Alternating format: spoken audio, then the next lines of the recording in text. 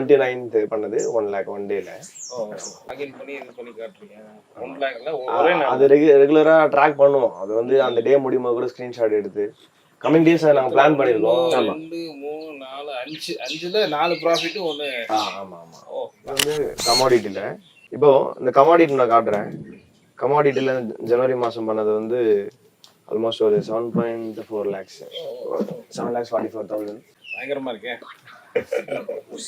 இதுல இன்னும் தாண்டி வந்து இத வெயிட் பண்ணி இன்னும் சொல்ல போனா நாங்க இன்னும் ஆரம்பிக்கவே இல்லைங்க. ஸ்டார்ட் பண்ணல. ஏன்னா நம்ம இத பிகினிங். ஆமா ஆமா. ஆமா. ஸோ இங்க பையிங் செல்லிங் கமாடிட்டி அதெல்லாம் எதுவும் பிரச்சனை கிடையாது. நமக்கு நாலேஜ் இருந்துச்சுன்னா அது எந்த மார்க்கெட்னாலும் பிரச்சனை கிடையாது. அதிகமா இதுக்கு மார்க்கெட்டுக்கு முன்னாடி பண்ண, அதாவது நம்ம ஸ்ட்ராட்டஜி பில்ட் பண்ணி கன்சிஸ்டண்டா ப்ராஃபிட் பண்றதுக்கு முன்னாடி பாத்தீங்கன்னா ஒரு டே உடைய லாஸ் 10 லட்சம் ரூபா கூட வந்து பாத்துருக்காங்க. 10 lakhs. ஓ 10 lakhs. ஒரே நாள். அது கூட அப்போலாம் பாத்தீங்கன்னா அதிகபட்சமா நமக்கு தெரிஞ்ச நாலேஜ் வச்சு பண்ணதுல ஒரு நாளைக்கு 1.5 லட்சம் 2 லட்சம் அவ்வளவுதான். 10 லட்சம் ரூபாய் வாங்கினா கால்ஸ் வாங்கி பண்ணோம். வெளியே கால்ஸ் கொடுப்பாங்க இல்லையா? ஆமா, அந்த மாதிரி கால்ஸ் வாங்கி நாங்க அந்த கால்ஸ் வாங்குறதுக்கு 2 லட்சம் பே பண்ணோம். ஒரு மாசத்துக்கு 2 லட்சம்.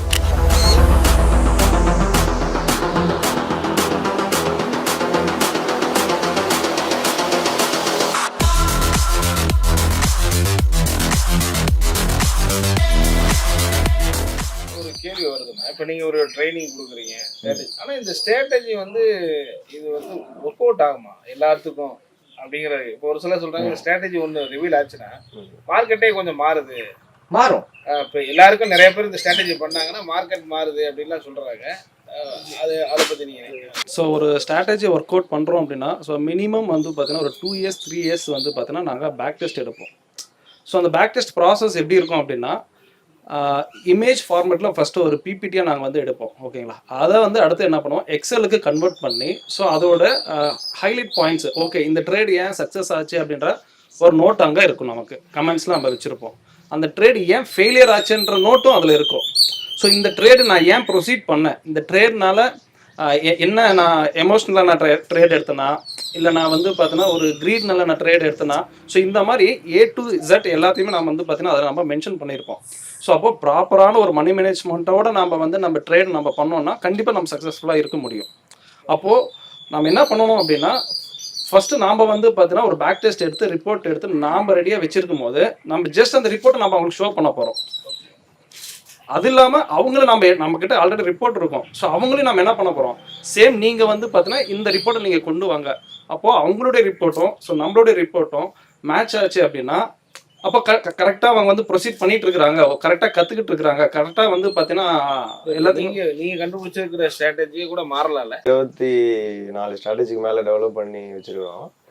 இன்னும் கூட பண்ணலாம், பிரச்சனை இல்லை. ஆல்மோஸ்ட் ஒரு 1 மணி நேரம் 2 மணி நேரம் உட்காந்தா ஒரு ஸ்ட்ராட்டஜி டெவலப் பண்ணலாம். நீங்கள் கேட்குற எக்ஸாக்டான ஆன்சர் என்னன்னா, ஒரு ஸ்ட்ராட்டஜி அப்படின்றத விட நாங்கள் டெவலப் பண்ணுற ஸ்ட்ராட்டஜி எல்லாமே கடைசி 50 வருஷத்துல என்ன நடந்திருக்கோ அதுல தான் எடுக்கிறோம்.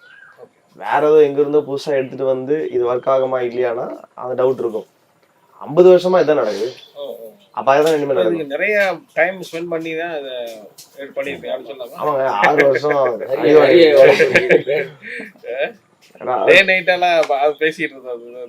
நீங்க ஆல்மோஸ்ட் நீங்க அதுக்கு எக்ஸாம்பிள் நானே தான். நீங்க என்னுடைய ஒரு போட்டோஸோ என்னுடைய பழைய போட்டோஸ்லாம் நீங்க ஒரு 5-6 வருஷத்துக்கு முன்னாடி என்னோட போட்டோஸ்லாம் நீங்க பாத்தீங்கன்னா உங்களுக்கே தெரிஞ்சிடும் முன்னாடி எப்படி இருக்கும். இதனால ஃபேஸ்புக்கில் போய் நீங்க பாத்தீங்கன்னா கூட தெரிஞ்சிடும். உழைப்புனா அதெல்லாம் நம்மளா செத்து பொழைச்சிருக்கோம். ஸோ இந்த ஸ்ட்ராட்டஜி கண்டுபிடிச்சது மாறாதுன்றீங்க அப்படியா? கண்டுபிடிக்கல, இருக்குதுல தான் நம்ம சொல்றோம். பட் இது நிறைய பேர் யூஸ் பண்ணும்போது அது மாறதுக்கு வாய்ப்பு இருக்கு அப்படிலாம் இல்ல. இதுல வந்து நாங்க பியூராவே ஒரு பையர் அண்ட் செல்லர் லாஜிக்கல்ல தான் பண்ணிருக்கோம். Okay okay. சோ இது வந்து ஒரு இண்டிகேட்டர் மாதிரியோ 10 நாள் இப்படி நடந்துச்சு இந்த மாதிரி ஆவரேஜ் அப்படிலாம் இல்லை. பியூர் வந்து ஒரு லாஜிக்கலா ஒரு பையர் செல்லருடைய நடந்த விஷயங்களை மட்டும் தான் எடுத்துட்டு வந்து இது வரைக்கும் மாறல. இன்னும் சொல்ல போனா 50 வருஷமா மாறல. இன்னைக்கு நாங்களும் பண்றோம், இப்பயும் மாறல. ஒருவேளை இனிமே என்ன நடக்குதோ தெரியாது. நீங்க சொல்ற மாதிரி இது வரைக்கும் நடக்கல. Okay okay. இருந்தாலும் ஒரு மாற்று கொண்டு வந்துருவோம். அவர் கண்ணாடி போட்டது கேண்டல்ல பார்த்துதான். அப்படியா? அதாவது ஒரு ஸ்ட்ராட்டஜியை ஃபாலோ பண்றோம் அப்படின்னீங்களா, 10 ட்ரேட்ஸ் எடுக்கிறோம் அப்படின்னு பாத்தீங்கன்னா 6லேருந்து 7 8 ட்ரேட் வரைக்கும். ஒரு சில மாசங்கள்ல வந்து மாசத்துக்கு 22 நாள். அதில் வந்து பார்த்தீங்கன்னா உங்களுக்கு 15 நாள் 16 நாள் வந்து நல்லா வந்து சக்ஸஸ் ஆகிடும். ஒரு 2-3 நாள் வந்து ஸ்டாப் லாஸ் இருக்கும் மார்க்கெட்டில். யாரும் 100க்கு 100 எடுக்க முடியாது மார்க்கெட்டில். ஓகேங்களா? அப்படி இருக்கும்போது நீங்கள் மாதமும் இந்த ஒரு 10 ட்ரேட் எடுக்கிறோன்னா 6 ட்ரேட் 7 ட்ரேட் சக்ஸஸ்ன்றது நீங்கள் கொஞ்சம் பேக் டெஸ்ட் பண்ணாலே தெரிஞ்சிடும். அவ்வளோ நம்ம டீப்பாக யோசிக்க வேண்டியதே இல்லை. அப்படி இருக்கும்போது நான் போய் ஒரு 2-3 வருஷம் எல்லா மாதமும் செக் பண்ணிட்டு வர்றேன். எல்லா மாதமும் 10லேருந்து 10 ட்ரேட் எடுத்தால் 6 ட்ரேட் 7 ட்ரேட் 8 ட்ரேட் சக்ஸஸ் ஆகும்போது எனக்கு அங்கே பதட்டம் இருக்காது, எமோஷன்ஸ் இருக்காது, எதுவுமே இருக்காது. அப்படி இருக்கும்போது நம்ம மார்க்கெட்டை பற்றி அது சந்தேகப்பட மாட்டோம். எப்படி இருந்தாலும் நம்ம ஒரு 10 ட்ரேட் எடுத்தால் கண்டிப்பாக 7 ட்ரேட் 8 ட்ரேட் சக்ஸஸ் ஆக போகுதுன்ற ஒரு தைரியம் தான். முன்னாடி மிஸ்டேக்ஸில் வந்து பண்ணலன்னு இல்லை, என்னெல்லாம் மிஸ்டேக்ஸ் பண்ணக்கூடாதோ எல்லாத்தையும் பண்ணியாச்சு, ஒன்றுத்தையும் விட்டு வைக்கல. ஒரு என்ட்ரி போடுவோம், டிப்பில் வந்து என்ட்ரி போட்டு சம்பாதிக்கணும்னு சொல்லிட்டு எல்லாரும் ட்ரை பண்ணுவாங்க. ஆனால் போடுற என்ட்ரி வந்து டாப்பில் வந்து டிப்பில் இருக்கும், மைனஸில் போகும். மோசஸ் ப்ரோவெல்லாம் என்ன பண்ணியிருக்காங்க, ஒரு 50 பைசா வந்து ரவுண்டாக வந்து ஒரு ப்ராஃபிட் ரீச் ஆகணும்னு சொல்லிட்டு அந்த 50 பைசா என்ட்ரி போட்டு கேபிட்டல் ஃபுல் வாஷ் அவுட் ஆயிருக்கு. அப்படியா? ஆமாம். ஸோ அந்த மாதிரி அர்லி டேஸில் எல்லா மிஸ்டேக்ஸும் பண்ணியிருக்காங்க. ஸோ இப்போது என்னென்னா, இப்போ நாங்கள் இவ்வளோ மிஸ்டேக்ஸ் பண்ணோம் இல்லைங்களா, ஓகே காட் கிரேஸில் வந்து நாங்கள் தாங்கிட்டோம், எல்லாராலையும் அதை தாங்க முடியாது. ஸோ அப்போ அந்த விஷயம் நம்ம கற்றுக்கின விஷயம் எல்லாருக்கும் நம்ம ஷேர் பண்ணலாம். இப்போது மார்க்கெட்டில் இன்ஸ்டியூஷன்ஸ் ஏன் மார்க்கெட்டில் இருக்காங்க, அவங்க தான் மார்க்கெட்டை ரூல் பண்ணிட்டு இருக்காங்க. இன்ஸ்டியூஷன்ஸாக இருக்கும், வேல்ஸாக இருக்கட்டும், அவங்க வந்து ஆன் பண்ணுறதானே உள்ளே வராங்க. அவங்க ஒரு பாயிண்டில் வந்து என்ன பண்ணுவாங்க, வாங்கி ஒரு ஹை ப்ரைஸில் விற்கிறாங்க. அதுதான் கான்செப்ட். மார்க்கெட்டை எப்படி தான் ரன் ஆகிட்டு இருக்கு. அவங்க ப்ரைஸில் வாங்கணும், ஒரு ப்ராஃபிட்டில் விற்கணும். நம்மளோட வேலை வந்து அவங்களுக்கு ஆப்போசிட்டில் வந்து ட்ராவல் பண்ண முடியாது, அவங்க கூட ட்ராவல் பண்ணணும். அப்போ அவங்க கூட ட்ராவல் பண்ணணும்னா அந்த கேண்டில் ஸ்டிக்ஸ் கொஞ்சம் அந்த ப்ரைஸை வச்சு கொஞ்சம் மெனக்கெட்டு, அதை நாங்கள் மட்டும் இல்லை யாருமே உள்ளே வந்து அந்த ஒரு கிவ் அப் ஆகாமல் ஒரு ஆட்டிடியூடோடு அவங்க வந்து பேக் டெஸ்ட் பண்ணாங்கன்னா அவங்களுமே எல்லோரும் அவங்களுக்கே ஸ்ட்ராட்டஜிஸ்லாம் வரும். அதையும் தாண்டி நம்ம மார்க்கெட்டில் சம்பாதிக்கிறது ஸ்ட்ராட்டஜிஸ் தாண்டி மணி மேனேஜ்மெண்ட்டும் அதுக்கேற்ற ரிஸ்க் ரிவார்டு தான். ஸோ அதனால் இப்போ இந்த ஸ்ட்ராட்டஜிஸ் வந்து ஒர்க் ஆகாமல் போனாலையும் திரும்ப உட்காந்து நம்ம எஃபோர்ட் போடும்போது, நான் மட்டும் இல்லை யார் எஃபோர்ட் போட்டாலுமே மார்க்கெட்டில் நம்ம ஸ்ட்ராட்டஜிஸ் பார்க்க முடியும். இப்போ என்ன ஒரு விஷயம் வித்தியாசமாக எங்ககிட்ட இருக்குதுன்னா, எவ்வளோ வந்து அடி வாங்கினாலையும் எவ்வளோ லாஸ் ஆனாலையும் கிவ் அப் ஆகாமல் அந்த ஃபீல்டில் வந்து என்ன எஃபோர்ட் போட்டுகிட்டே கண்டினியூஸாக டெடிக்கேட்டடாக. இப்போது கொரோனா டயத்தில் நான் மார்க்கெட்டுக்குள்ளே வந்தது நாளில் இருந்து ஒவ்வொரு நாளும் வந்து டெடிக்கேட்டடாக அதுக்காகவே டைம் கொடுக்குறேன் இல்லைங்களா. ஸோ ஒவ்வொருத்தருக்கும் ஒரு எக்ஸ்பீரியன்ஸ் இருக்கும். எனக்கு என்ன, நீங்கள் ப்ராஃபிட்டும் அடைஞ்சிருப்பீங்க, லாஸ் அடைஞ்சிருப்பீங்க. ஒரு நாளில் நான் அந்த ப்ராஃபிட்டு இவ்வளோ வந்திருக்கு அப்படின்னு ஒவ்வொருத்தருக்கும் ஒரு இது இருக்கும்ல, அது சொல்ல முடியும். அந்த அனுபவத்தை சொல்ல முடியுமா? நீங்கள் எவ்வளோ ஒரு நாளில் எவ்வளோ ப்ராஃபிட்? ஒரு நாளில் 1 lakh பண்ணியிருக்கேன். 1 lakh ப்ராஃபிட் பண்ணியிருக்கேன். ஆக்சுவலாக வந்து அதை டெய்லியுமே பண்ணணும்னு சொல்லிட்டு தான் ஸ்டார்டிங்கில் நான் அதிகமாக எஃபோர்ட் போட்டுட்டு இருந்தேன். ஒரு நாளில் 1 lakh பண்ணியிருக்கேன். 1 lakh பண்ணியிருக்கீங்க. லாஸ்ட் எவ்வளோ பண்ணியிருக்கீங்க ஒரே நாளில்? ஒரு நாளில் ஒரு 4.5 லட்சம். நீங்கள் 4.5 சொன்னீங்க. 4.5 லாஸ்ன்றது உங்களுடைய ஆரம்ப இதுலேருந்து அப்படி சொல்கிறீங்கல்ல. ஆமாம். இந்த டிசிப்ளினுக்குள்ளே வந்தீங்கல்ல, இப்போ இந்த ஸ்ட்ராட்டஜி அதில் எப்போ எவ்வளோ அதிகபட்சம் ப்ராஃபிட் லாஸ் எப்படி வைப்பீங்க நீங்கள்? இதில் மந்த் ஓவராலாக நம்ம பார்த்தோன்னா, இப்போ முன்னாடி எல்லாம் ஸ்டாப் லாஸ் போடாத போது இந்த ப்ராப்ளம் வரும். இப்போ கேபிட்டலில் லூஸ் பண்ணியிருக்காங்கன்னா ஸ்டாப் லாஸ்னால அப்படி பிரச்சனை இருக்கும். இப்போ நம்ம ரிஸ்க் மேனேஜ்மெண்ட்லாம் நம்ம வச்சு நம்ம ட்ரேட் பண்ணும்போது, அனாலிசிஸ்லாம் பண்ணும்போது ஆவரேஜாக ஒரு 3 to 4% நம்ம கேபிட்டல்லேருந்து மைனஸ் ஆகுமே தவிர ஒரு ஒஸ்ட்டு மார்க்கெட் சுச்சுவேஷனில். அதே சமயம் நம்ம இந்த ஒரே நாளில் 1.5 சொன்னீங்க, இப்போ லாஸ்ட் 4 சொன்னீங்க, இந்த மாதிரிலாம் இப்போ ப்ராஃபிட் இருக்கும், மொமெண்டம் இருக்கும்போது ப்ராஃபிட் இருக்கும், லாஸ் அவ்வளோ இருக்காது. எவ்வளோ வரும் லாஸஸ்? அதான் ஒரு 3 to 4%, 5%. இப்போ ஒரு 1 lakh இருக்குன்னா ஒரு 5,000 நம்ம அந்த ஒரு மந்த் வந்து நம்ம ஒரு 5,000 அப்படியே மைனஸில் இருக்கும். நம்ம கேபிட்டல் வந்து சேஃபாக தான் இருக்கும். 1:3 இருக்கும், 1:3, 1:10. சம்டைம்ஸ் மொமெண்டம் வந்து ரொம்ப ஹை மொமெண்டமாக இருக்கும் மார்க்கெட்டில். அப்போல்லாம் நம்ம இப்போ இந்தியன் மார்க்கெட்லாம் பார்த்தீங்கன்னா டார்கெட் நம்ம போடுறதுக்குள்ளவே பெரிய பெரிய ப்ராஃபிட்லாம் நமக்கு கிடைக்கும். அதெல்லாம் கிஃப்ட் மாதிரி நமக்கு கிடைக்கும். அவ்வளோ மார்க்கெட்டில் நம்ம உள்ள ட்ராவல் பண்ணும்போது அதிகமாகவே அது கொடுக்கும், டிசிப்ளினோட ஃபாலோ பண்ணும்போது. நம்ம நினச்சி பார்க்க முடியாத அளவுக்கு நம்ம டார்கெட் போடுறதுக்குள்ளேயே அது வந்து ட்வைஸ் ப்ரைஸில் நம்ம ப்ராஃபிட் கிடைக்கும். நான் வந்து பார்த்தீங்கன்னா ஒரு நாளைக்கு வந்து பார்த்தீங்கன்னா 75,000 நான் ப்ராஃபிட் பண்ணியிருக்கேன். 75,000 இல்லை, நீங்கள் உங்களுடைய கேட்கும்போது 25,000 சம்பளம் வாங்கிட்டு இருக்கீங்க. ஆமாம், மந்த்லி அந்த போயிட்டு இருக்கீங்க. அதுக்கப்புறம் தான் இந்த ஸ்டாக் மார்க்கெட்டில் வந்து. ஆமாம், நான் வந்து பார்த்தீங்கன்னா 75,000 போட்டுருக்கீங்களா? ஆமாம், கரெக்டுங்க. லாஸ்ட் ஒரு 2 இயர்ஸாக தான் நான் ஃபுல் டைம் ட்ரேடராக இருக்கிறேன். ஸோ அதுக்கு முன்னாடி வந்து பார்த்தீங்கன்னா ஒரு டிசைன் இன்ஜினியராக நான் ஒர்க் பண்ணிட்டு இருந்தேன். அப்போட மந்த்லி ஹையஸ்ட் பெய்டு சேலரி எனக்கு வந்து அந்த அந்த டைமில் வந்து 25,000 தான். Okay okay okay. So first இனிஷியலாக வந்து பார்த்தீங்கன்னா நான் ட்ரேடிங் உள்ளே வரும்போது பார்த்தீங்கன்னா நான் ஃபஸ்ட்டு வீக்கே 60,000 ஏர்ன் பண்ணிட்டேன். ஃபஸ்ட்டு வீக்கே ஃபஸ்ட்டு டேவே வந்து பார்த்தீங்கன்னா 9,000 ப்ராஃபிட். ட்ரேட் அன்றைக்கி வந்து உட்காடுறேன் 9:15 உட்காடுறேன், ட்ரேட் எடுக்கிறேன் 9:50க்கு, அதாவது ஒரு 10 o'clock பிஃபோரே வந்து பார்த்தீங்கன்னா ட்ரேட் முடிஞ்சு 9,000 ப்ராஃபிட்டோட ஆஃபீஸ் போகிறேன். Okay okay okay. Next day வரேன், நெக்ஸ்ட் டேவும் அதே மாதிரி நடக்குது. ஒரு 9 to 10,000 ப்ராஃபிட் எடுக்கிறேன், ஆஃபீஸ் போகிறேன். ஸோ அப்போ நான் யோசிக்கிறேன் 2 நாளில் எனக்கு வந்து பார்த்தீங்கன்னா 18,000 to 20,000 ப்ராஃபிட்டு ட்ரேடிங் உள்ள ஸ்டார்டிங்கில் வரும்போது. அப்போது நம்ம ஃபஸ்ட்டு ஜாபுக்கு போகணும் அப்படின்ற ஒரு விஷயம் யோசிச்சு நான் அதில் தான் ஜாப்லேருந்து குவைட் பண்ணது வேற ஒரு ரீசன் இருக்குது. ஸோ இந்த டைம் பிரச்சனை, அதுக்கப்புறம் இண்டிபெண்டன்ஸ், ஃப்ரீடம் இல்லை. ஸோ இந்த ஒரு விஷயம் இருந்தாலுமே ஸோ இந்த ட்ரேடிங்கில் நம்ம ப்ராப்பராக கற்றுக்கிட்டோம்னா நம்ம இந்த அளவுக்கு ஏர்ன் பண்ண முடியும் அப்படின்னும் போது நம்ம ஏன் இதில் நம்ம ஒரு இடத்துல போய் ஒர்க் பண்ணி ரிஸ்க் எடுத்து நம்மளுடைய எஃபோர்ட்லாம் அங்கே போடுறத பதிலாக நமக்கான ஒரு எஃபோர்ட்டை போட்டு நாம் செல்ஃபாக ஒர்க் பண்ணும்போது நாம் டெவலப் ஆகிட்டு போகலாம்ல. ஓகே. ஸோ அந்த ஒரு விஷயத்தினால வந்து பார்த்தீங்கன்னா 75,000 நான் வந்து பார்த்தீங்கன்னா மேக்ஸிமம் ப்ராஃபிட் பண்ணியிருக்கேன். அதாவது 1 or 2 ட்ரேட்ஸ்லேயே வந்து பார்த்தீங்கன்னா பண்ணியிருக்கேன். லாஸ் எவ்வளோ பண்ணியிருக்கீங்க?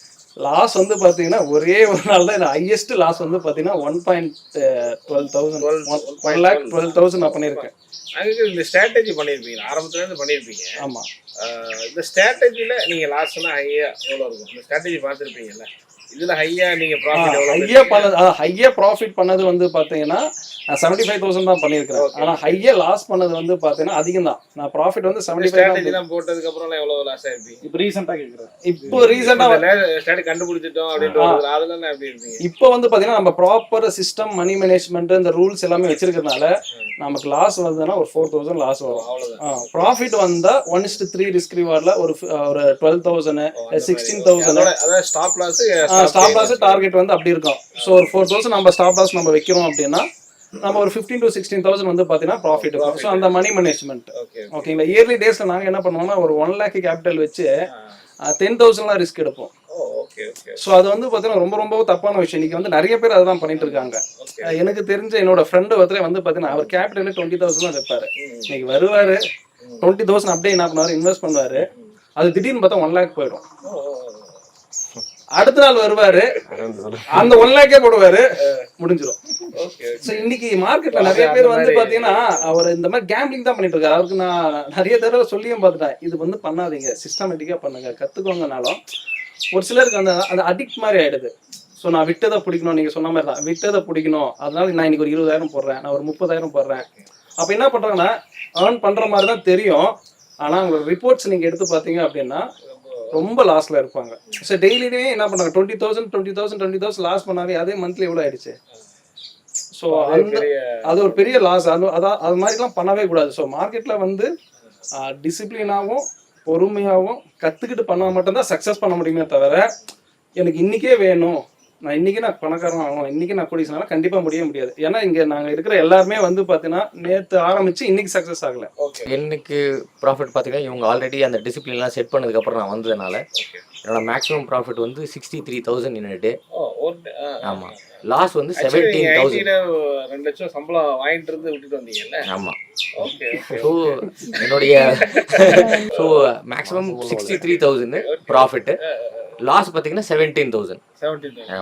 அதான் என்னுடைய அந்த 1:3 நான் ஹையர் லெவலில் தான் இருப்பேன். அவ்வளோதான். நீங்கள் லாஸே இல்லை, எனக்கு தான் இவங்க எல்லாமே ரோடு போட்டாங்களா, அதில் ட்ராவல் பண்ணுறது தான் என்னோட மெயின் ஒர்க். ஸோ அதுதான் நமக்கு இருக்கிற ஸ்ட்ரென்த்து. இயர்லி டேஸில் மார்க்கெட் கற்றுக்காததுக்கு முன்னாடி பார்த்தீங்கன்னா ப்ராஃபிட்லாம் வந்து பார்த்தீங்கன்னா 1,96,000 1.5 lakhsலாம் வந்து பர் டேல ப்ராஃபிட் பண்ணிருக்கோம்.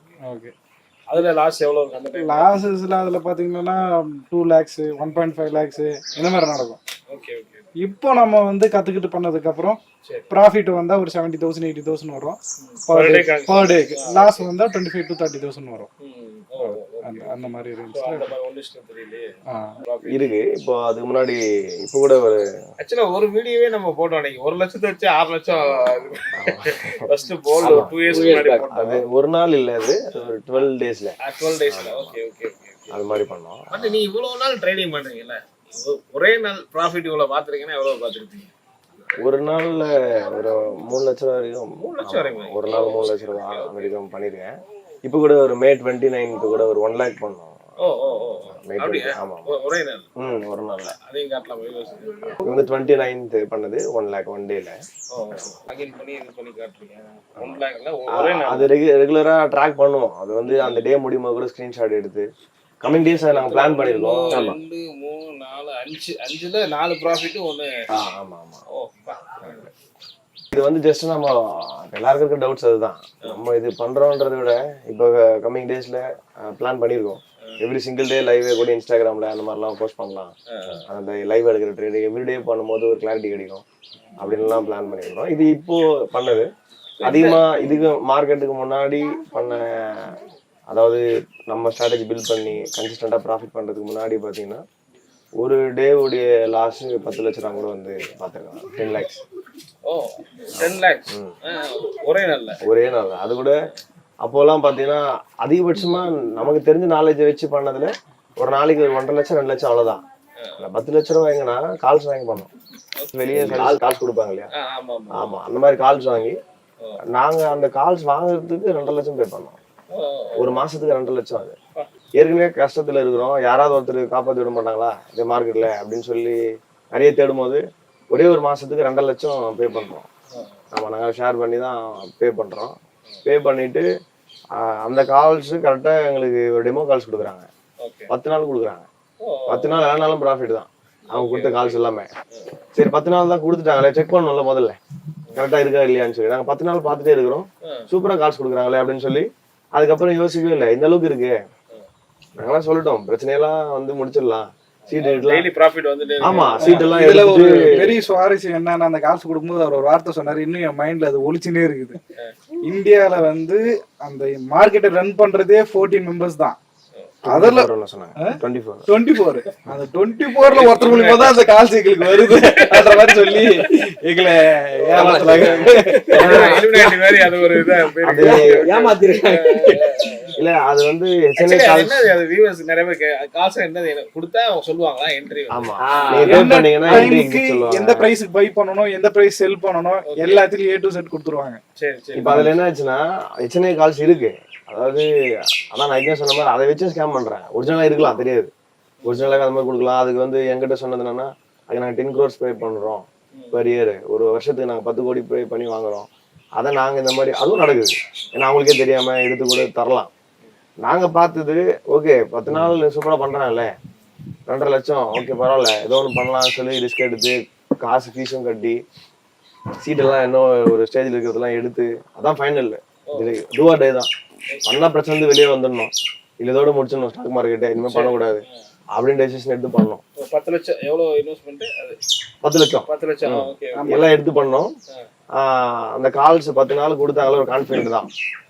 என்ட்ரி கொடுத்தாங்க, நாங்களும் என்ட்ரி போட்டுட்டோம். எங்களுக்கே தெரியுது அப்போ ஒரு நாலேஜ், அந்த நாலேஜ் இருக்கும்போது தெரியுது. நானே ஃபோன் பண்ணி பேசுறேன், இந்த மாதிரி லாஸ் போயிட்டே இருக்கு, ப்ராஃபிட் வந்துச்சு அதிகபட்சம் பார்த்தது ஒரு 50,000 ப்ராஃபிட், லாஸ் போயிட்டே இருக்கு.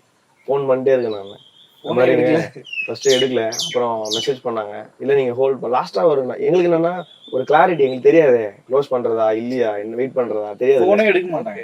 அப்புறம் கடைசியா சொன்னாங்க இல்ல நீங்க வெயிட் பண்ணுங்க கண்டிப்பா மார்க்கெட் ரிட்டர்ன் வரும்னு சொன்னோன்னே எங்களுக்குலாம் பயங்கர கான்ஃபிடென்ட். 10 நாளா பார்த்தோம்ல எப்படி பண்ணாலும் ப்ராஃபிட்ல வந்துடுறாங்களே சொல்லிட்டாங்கல்ல. அப்ப சொல்லும் போது ஆல்மோஸ்ட் ஒரு 3 லட்சம் 3.5 லட்சம் லாஸ்ட்ல போயிட்டு இருக்கு. கான்ஃபிடென்ட்டா உட்காந்துட்டு இருக்கிறோம். அப்புறம் பார்த்துட்டே இருக்கிறோம். கிராஜுவலா வந்து கடைசியில் ஆல்மோஸ்ட் எக்ஸ்பைரி நினைக்கிறேன், அது கம்ப்ளீட்டா ஆமா மார்க்கெட் அப்படியே ஒரு யூட்டர்ன் எடுத்து வருங்க, நீங்க பொறுமையா வெயிட் பண்ணுங்கன்றாங்க. அது யூட்டர்ன் எடுக்க வந்துச்சு, ஒரு வாரம் கழிச்சு வந்துச்சு. நாங்க ஆப்ஷன்ஸ் பையிங் பண்றதுனால அவங்க கால் பண்ணாங்க விட்டதுதான். அது ஒரு பெரிய ஒரு எமோஷனலான. அதுக்கப்புறம் நீங்க போனே அவங்க எடுக்கலையா? இல்ல, இதுக்கு முன்னாடி ஒரு சம்பவம் நடந்துச்சு. அது முன்னாடி நாள் அந்த 10 நாள்ல இன்னொரு சம்பவம் சொல்றேன் கேளுங்க. கால்ஸ் கொடுக்குறாங்க கரெக்டா ஒரு 9-10 மணிக்கு கால்ஸ் கொடுக்குறாங்க. 10 மணிக்கு கரெக்டா இருக்கும்னு நினைக்கிறேன். ஒரு 20,000-30,000 ப்ராஃபிட் ஓடுது. மறுபடியும் அப்படியே ரிவர்ஸ் ஆகுது மார்க்கெட்டு. 1 லட்சம் 2 லட்சம் இப்படி 2.5-3 லட்சம் கிட்ட லாஸ் ஓடிட்டு இருக்குது. நாங்க 12 மணிலேருந்து ஃபோன் அடிக்க ஆரம்பிச்சிட்டோம். என்ன பண்றதுன்னு தெரியல, இவங்களை கான்டாக்டே பண்ண முடியல. சொன்னாதான் நம்ம ஹோல்ட் பண்ணல, எக்ஸிட் பண்றதுக்கு ஏதோ ஒன்று பண்றதுக்கு போனே எடுக்கல.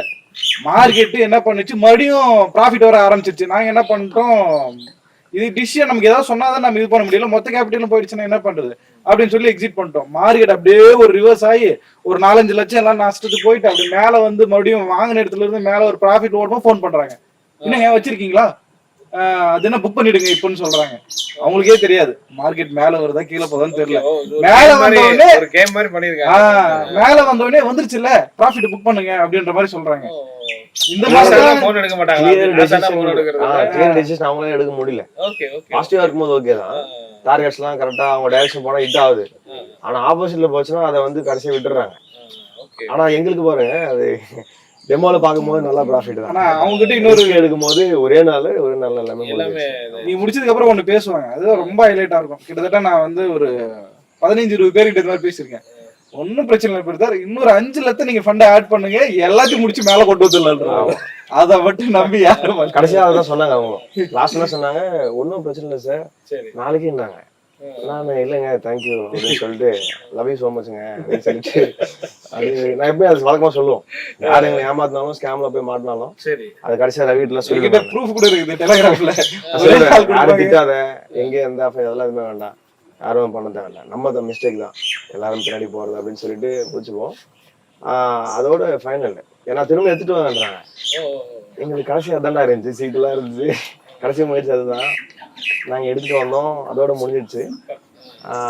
அதான் லாஸ்ட் அந்த 10 lakhsன்றது ஒரு நாள் அதிகபட்சம் நீங்க கேட்டீங்க இல்லையா, ஸோ அது பார்த்துருக்கோம். அந்த 10 lakhs வந்து பார்த்தோன்னா 3 பேரும் சேர்ந்து அமௌண்ட் எல்லாம் ரெடி பண்ணி அரேஞ்ச் பண்ணி போட்டப்போ அந்த ஒரு நிகழ்வு நடக்கிறப்போ அங்கதான் நாங்க ஒரு அந்த ஹை ஓப்பனர் பண்ணுவாங்க பாரு, இதுமே இந்த மாதிரி நம்ம போகக்கூடாது, டேர்னிங் பாயிண்ட். அது நீங்க வெளியே வரணும்னு நினைக்கிறீங்க. நிறைய பேர் அந்த வெக்ஸாய் இனிமேல் வேண்டாப்பா ட்ரேடிங். இல்ல நான் ஃபர்ஸ்ட் ஒரு விஷயம் உங்களுக்கு தெளிவா சொன்னேனே, இந்த மார்க்கெட்ல விட்டு போக கூடாதுன்றதுல குறியா இருந்தேன். ஏன்னா இதுல நிறைய சம்பாதிக்க முடியும்ன்றது தெரியும், நிறைய பொட்டன்ஷியல் இருக்குதுன்றது தெரியும். நாங்களுமே வந்து பார்த்தோன்னா எஃபோர்ட் போறதுல சரி, நம்ம இயர்லி டேஸ்ல இருந்து நாங்க அப்படி எங்க போனாலையும் நாங்க அதை சாதிச்சுட்டு வரணும்ன்ற ஒரு மனப்பான்மை கொண்டவங்க தான் நாங்க எல்லாருமே. அது பணம் முடிஞ்சிடுச்சு, ஆனா எங்களுக்கு அந்த ஒரு தேடல் இன்னும் முடியல. ஃபண்டு காலி அவ்வளவுதான். அது நம்ம கடன் வாங்கணும், சீடு எடுத்தோம், என்ன பண்ணோம், எல்லாமே முடிஞ்சிடுச்சு. ஆனா ஒண்ணு மட்டும் கன்ஃபார்ம், இருக்கிற பிரச்சனையோட பெரிய பிரச்சனை வந்து ஸ்டக் ஆயிட்டோம் அப்படின்ற யார்கிட்ட போய் சொல்ல முடியும்? வீட்டுல சொல்ல முடியுமா, வெளியே சொல்ல முடியுமா? எங்களுக்குள்ளதான் இருக்கும் அது. அதை சொல்லும் போது ஒரே இன்னைக்கு சொல்ற அதே பயம்தான். ஆனா அன்னைக்கே சொன்னேன்ல இதெல்லாம் வேண்டானே அப்படின்னு சொல்லிட்டு தான் வருவாங்க. சரி கரெக்டுங்க, தப்புதான், அப்படியே கூட வந்துட்டு வச்சுக்கோங்களேன். இப்ப யாரு இங்க வெளியே குத்திக்கணும் வருவேன், இப்ப போய் மாட்டிக்கணும், பிரச்சனை இல்லை, இவ்வளவு தூரம் ஸ்டக் ஆயிட்டோம், இந்த பிரச்சனை எல்லாருக்குமே இருக்கு. சரி இப்ப யார் நினைச்சாலும் காப்பாற்ற முடியாது, ஒரு ஸ்டேஜ் வரைக்கும் தான். ஒரு லிமிட்ல இருந்தீங்க, சரிப்பா நீ ஒரு 10 லட்சம் கடன்ல இருக்கிறியா, ஏதோ ஒண்ணு பண்ணி தூக்கிட்டு வந்துடுவாங்க. ஒரு 50 லட்சம் ஆகிட்டியா, சரி வீட்டையாவது வித்து பையனை காப்பாற்றலாம், தூக்கிட்டு வருவாங்க. பேரண்ட்ஸ்ன்ற சைட்ல நான் சொல்றேன். இல்ல அதையும் தாண்டி ஒரு 5 கோடி 10 கோடி மாட்டிங்கன்னா என்ன பண்ணுவாங்க? யார் நினைச்சாலும் காப்பாற்ற முடியாதுங்க. ஸோ அந்த ஆனா எங்களுக்குள்ள அந்த இன்னைக்கும் நான் வந்து ஃபீல் பண்ற விஷயம் என்னன்னா, யாருக்குமே இல்ல அந்த ஒரு விட்டுட்டு போகணுன்ற விஷயம் கிடையாது. இவ்வளவு விஷயம் இருக்குதுல, ஒரு பெரிய கான்ஃபிடன்ட் என்னன்னா, எனக்கு தெரிஞ்ச விஷயத்த நான் ஃபாலோ பண்ணி பெருசா லாஸ் பண்ணலையே, யாரையோ ஃபாலோ பண்ணி தானே போனோம். அந்த ஒரு கான்ஃபிடன்ட் எல்லாருக்குமே இருந்துச்சு. நமக்கே சில விஷயம் தெரியுது, அதை போயிட்டு அட்லீஸ்ட் பண்ணி ட்ரை பண்ணலாம். அந்த ஒரு டேர்னிங் பாயிண்ட் அந்த டேல ஸ்டார்ட் பண்ணோம். ரவிக்கெல்லாம் சொல்லிட்டேன், இவரெல்லாம் டெலகிராம்லாம் ஒரு 300 கால்ஸ் வச்சிருப்பாரு, யாரு சொன்னாலும் தெரியும். மார்க்கெட் 9:15 ஸ்டார்ட் ஆகுது அப்படின்னா எல்லா 200 டெலிகிராம் சேனல்ஸ் எங்கிட்ட இருக்கும். சரி ரெசிஸ்டன்ஸ் சொல்லியிருக்காங்க, செல்லு சொல்லியிருக்காங்க, பை சொல்லியிருக்காங்க. அதுல மெஜாரிட்டி ஆஃப் மெம்பர்ஸ் என்ன சொல்றாங்களோ அந்த பக்கம் போலாம். இண்டிவிஜுவலா நம்பி பார்த்தோம், முடியல. சரி ஒரு டீமா பாக்கலாம். அதுக்கப்புறம் எல்லாரும் டெசிஷன் எடுத்துட்டோம். நாங்க எங்களுக்குள்ள ஒரு அக்ரிமெண்ட் மாதிரி பேசின விஷயம்னா, நீ என்ன பண்ணணும், இனிமே நீ எந்த விதமான கால்ஸும் பார்க்க கூடாது. அவர் எனக்கு சொல்லுவாரு, இனிமே நீ எந்த கிளாஸுக்கும் போக கூடாது. அவருக்கு சொல்ல இது மாதிரி ஒருத்தருக்கு ஒருத்தர் 3 பேர் எந்த விஷயங்கள்லாம் ஒரு முடிவு எடுத்தோம். ஃபைனல் அதுதான். ஸோ நம்ம எல்லாரும் டிசிஷன் எடுத்து இந்த கால்ஸ் வாங்குறது. ஏன்னா தெரிஞ்சிச்சு, நான் லாஸ்ட் நம்ம ஒன்றும் பெருசா பண்ணல, வெளியே நம்ம நம்பிதான் இவ்வளோ வந்து. இப்போ இதோட டேர்னிங் வந்து அப்ப லாஸ்ட் ஃபைனல் நடந்தப்ப தானே, அதுதான் ஃபைனல். நீங்க நம்ம ஒரு இதுல பண்ணிடலாம் அப்படின்னு.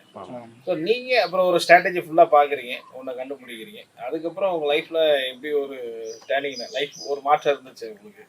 அதை நான் பார்க்கும்போது தெரியுது, நிறைய மாற்றம் வந்திருக்கு. பட் 10 லட்சம் இழந்தீங்கல்ல, அதுக்கப்புறம் அதை எப்படி இது பண்ணீங்க? இல்லைங்க, அது ரொம்ப சர்வைவல் ரொம்ப கஷ்டமா தான் இருந்துச்சு. அதை மேனேஜ் பண்றது ரொம்ப பெரிய ஸ்ட்ரகிள். அது வந்து சொல்ல வார்த்தைகளே கிடையாது. நீங்க இன்னைக்கு ஏதோ ஒரு சக்சஸ் நம்ம வந்து ரீச் ஆயிட்டோம், அதனால இது வேணா வெளியே பார்க்கலாமே தவிர, அது ஒரு என்ன வார்த்தை சொல்றதுன்னு தெரியல. ஏதாவது டைட்டில்லாம் அண்ணன் டைரக்ஷன்லாம் பண்ணிருக்காரு. ஏதாவது ஒரு டைரக்ஷன் மாதிரி ஒரு டைட்டில் சொன்னீங்கன்னா அதை சொல்லலாம். ஆனா எவ்வளவு சொன்னாலும் அந்த வார்த்தை ஈடாகுது. பட் ஆனால் இது இவ்வளவு இதை கேட்குறோம் நம்ம. ஃபெயிலியர் நீங்கள் சொல்கிறது டேன் பண்ணி வந்துருக்கீங்க, ஆனால் 10 லட்சம் லாஸ் இருந்துருக்கீங்க, ஆனால் ஒரே மாதத்துல 7 லட்சம் ப்ராஃபிட்ல அடிச்சிருக்கீங்க சொல்லிட்டு இருந்தீங்க. ஸோ அதை பற்றி சொல்லுங்க. ஆக்சுவலி ஓகே, இப்போ நான் உங்களுக்கு வந்து இந்த ஸ்ட்ராட்டஜிக்கு அப்புறம் இல்லை, உங்களுடைய இது கண்டுபிடிச்சதுக்கு அப்புறம் இது வந்து ரீசெண்டா பண்ணது. நீங்க சொன்னது இல்லாம 1 மந்த்லயே வந்து ஒரு 7 lakhs பண்ணலாம். இப்போ ஜனவரில ஸோ இந்த ஜனவரில ஒரு 7 lakhs பண்ணோம். சரி, பிப்ரவரியில் ஒரு 4 lakhs பண்ணோம். ஆல்மோஸ்ட் எல்லாம் பிரிச்சு வச்சிருக்கேன் இல்லையா. கமாடிட்டி ஒரு சைடு அது பண்ணுவோம், ஓகே, ஆப்ஷன் பையிங் பண்ணுவோம். இப்போ நான் உங்களுக்கு ரீசெண்டா ஷோ பண்ணது செல்லிங்ல. ஆப்ஷன் செல்லிங்ல வந்து பண்ணது. இப்போ நான் உங்களுக்கு 1 week 3 days ஷோ பண்ணது 6 lakhs பண்ணோம்ல. ரீசெண்டா வந்து அந்த வார் ஃபிளக்சுவேஷன் இருந்துச்சு இல்லையா. அந்த வார் ஃபிளக்சுவேஷன்ல கூட ஒரு 3 நாள் 3 days 4 daysல தான் ஒரு 3-4 நாள்ல ஒரு 6 லட்சம். ஆமா. ஸோ அந்த கோல்டுல ஆப்ஷன்ஸ் பையிங்ல அதான் நான் சொன்னேன். செல்லிங், பையிங், கமாடிட்டி, ஃபாரெக்ஸ், கிரிப்டோலாம் ஒண்ணுமே இல்லை. எல்லாமே ஒரு நாலேஜ் தான், எல்லாமே பண்ணிடலாம். அந்த நான் உங்களுக்கு எல்லா டிஃபரன்ஸையும் நான் காட்டினேன். ஒன்று நம்ம செல்லிங் பண்ணோம், இன்னொன்று வந்து நான் இப்போ உங்களுக்கு அந்த கமாடிட்டி நான் உங்களுக்கு ஷோ பண்றேன். ஜனவரி மாசம் வந்து ஜனவரியில் ஒரு 7 lakhs பண்ணோம் இல்லையா. இது வந்து கமாடிட்டியில். இப்போ இந்த கமாடிட்டி நான் காட்டுறேன். கமாடிட்டியில் ஜனவரி மாதம் பண்ணது வந்து ஆல்மோஸ்ட் ஒரு 7.4 lakhs, 7,44,000. பயங்கரமா இருக்கேன். இதுல இன்னும் தாண்டி வந்து இதை வின் பண்ணி இன்னும் சொல்ல போனா நாங்க ஒன்றும் ஆரம்பிக்கவே இல்லைங்க, ஸ்டார்ட் பண்ணல. ஏன்னா நம்ம இதான் பிகினிங்க. ஆமா நம்ம பார்த்த இழப்புகளுக்கு, நம்ம பார்த்த விஷயங்களுக்கு எழுந்திருக்கும், அவ்வளவுதான். நம்ம திருப்பி அடிக்க அது பயங்கரமா இருக்கும். கண்டிப்பா எல்லாருமே பார்ப்பாங்க. Super super. ஸோ இது வந்து கமாடிட்டி, இந்த ஆப்ஷன் பையிங், செல்லிங். நான் பையிங் காட்டுறேன். ஏன்னா இன்னைக்கு வந்து ஓகே கமாடிட்டியில் பண்ணலாம் இல்லை செல்லிங்கில் பண்ணலாம் அப்படின்ற எல்லா விஷயங்களுமே இருக்கும். அதே நெக்ஸ்ட் வந்து பிப்ரவரி மந்த்ல இது ஆப்ஷன்ஸ் பையிங்க. ஓகே, உள்ள இருக்கிற கீழே உங்களுக்கு அந்த எல்லா டேட்டாஸ் எல்லாமே இருக்கும். இதுல வந்து ஒரு 4 lakhs. ஆமா. ஸோ இங்கே பையிங், செல்லிங், கமாடிட்டி அதெல்லாம் எந்த பிரச்சனை கிடையாது. நமக்கு நாலேஜ் இருந்துச்சுன்னா அது எந்த மார்க்கெட்னாலும் பிரச்சனை கிடையாது. கண்டிப்பா ப்ராஃபிட் பண்ணலாம். இதெல்லாம் பண்ண முடியும் அப்படின்னோடனே ஓகே மார்க்கெட்ல வந்து லட்சங்கள் சம்பாதிச்சலாம், கோடிகள் சம்பாதிக்கலாம், அது பாசிபிள் தான். ஆனா நான் சொல்ல ஒரு விஷயம், கம்பெனி சைட்ல இருந்து, எங்க டீம் சைட்ல இருந்து ஒரு மேஜரான விஷயம் என்னன்னா, இதை பாக்குறதுனால ஓகே அப்ப அந்த ஆசைகள் வரணும் அப்படிலாம் கிடையாது. இவ்வளவு சம்பாதிக்க, அதாவது இதுல வந்து ரிஸ்க் இருக்கு, ரிஸ்க் லெவல் நம்ம இன்க்ரீஸ் பண்றோம், அதனால இவ்வளவு பேர் ப்ராஃபிட்ஸ் எல்லாம் பண்றோம். அப்போ இவ்வளவு ரிஸ்க் எடுத்து சம்பாதிக்க முடியும்னா அந்த ரிஸ்க்கை குறைச்சி வச்சு, அந்த வால்யூம் குறைக்கிற மாதிரி சின்னதா 0.5% 1% பண்ண வச்சு ஒருத்தருக்கு சொல்லி கொடுத்து அவங்கள மந்த்லி ஒரு 3 to 5% சம்பாதிக்க வைக்கிறது எவ்வளவு ஈஸி எங்க டீமுக்கு, எங்களுக்கு. ஏன்னா இவ்வளவு தூரம் பண்ணக்கூடிய ஒரு கெப்பாசிட்டி இருக்கும்போது அதுல இருந்து நாங்க அவங்களுக்கு ஒரு சின்ன ஒரு விஷயத்த ஒரு சின்ன ரிஸ்கோட பண்ண வச்சா கண்டிப்பா டெஃபினட்டா அந்த ப்ராஃபிட் அதுக்கு நாங்க 100% அஷூரன்ஸ் கொடுப்போம். அவங்களுக்கு எண்ட் ஆஃப் தி இயர்ல அவங்களுக்கு 3% ஆனா கிட்டத்தட்ட 36% ஆச்சு இயர்லிக்கு. அதுக்கு நாங்க அஷூரன்ஸ் கொடுப்போம். ஏன்னா இப்போ நிறைய நம்மகிட்ட அந்த ரிப்போர்ட்ஸ் எல்லாம் கேட்குறாங்க. அதில் ஒரு வீடியோ பண்ணியிருக்கோம், கோ ஃபவுண்டர் பண்ணியிருக்காரு. லாஸ்ட் ஆல்மோஸ்ட் ஒரு 2 years கன்சிஸ்டண்டான ப்ராஃபிட்ஸ் எல்லாம். இது இன்னும் நீங்க லைவ்ல வந்தாலும் சரி, இன்னும் இருக்கிறவங்க இல்ல இனிமேல் லைவ் பண்ண போறோம், ஆபீஸே போட்டுருக்கீங்க, டைரக்டா வரலாம். தாராளமா டைரக்டா வரும்போது ஒரு கான்ஃபிடன்ட் கிடைக்கும். Okay okay okay. ஸோ அதே மாதிரி வந்து பார்த்தீங்கன்னா இன்வெஸ்டர் உங்களுக்கு நான் யோசிக்கிறேன், இப்போ பெரிய ஓரளவு பண்ணிட்டு இருக்கிறீங்க. ஸோ இன்வெஸ்டர் நீ எதிர்பார்க்குறீங்களா உங்களுடைய? நம்ம கம்பெனி ஷேர் ஹோல்டரா டெஃபினட்டா வந்தா, அண்ணனே வந்து ஒரு ஷேர் ஹோல்டரா இருக்காங்க, இன்னும் இருக்காங்க. டெஃபினட்டா ஒரு க்ரோத்துக்கு இனிமே வந்து ஒரு சக்சஸ் பார்த்து தான் நாங்க போயிட்டு இருக்கோம்.